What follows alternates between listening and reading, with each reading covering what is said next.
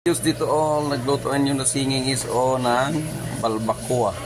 At ito guys, at nagtaka po kayo bakit meron siyang upo para dumami.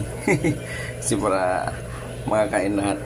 So ito guys, yung ating ricado, sibuyas, bawang, at luya, star anise, at saka yung aswiti. Saka maglagay na rin tayo ng siling haba. Yan guys. At saka nilagyan ko rin ang pampinipla niya ng black beans. So ito guys, yung ating black beans. Yan o.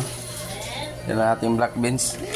So ito guys, maglagay din tayo ng aswiti. Ayan yung aswiti guys, ilalagay natin yan mamaya. So ayan, kumukulo-kulo na siya. May timpla na rin yan, may seasoning na. So para maganda tingnan at pumula-pula guys yung ating balbacoa, lagyan natin ng aswiti. Ayan guys, kukunin natin yung ating salaan para ano talaga, sasalain na muna natin para diretso na guys. Ayan, malinis naman to. At yan, andito na guys ang aswiti at ilagay na natin. Yan.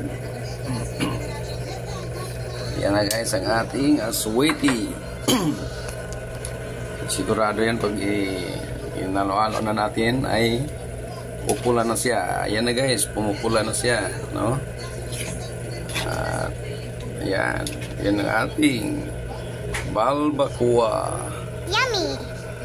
Ayan o, pumupula na siya. Okay, yan lang po.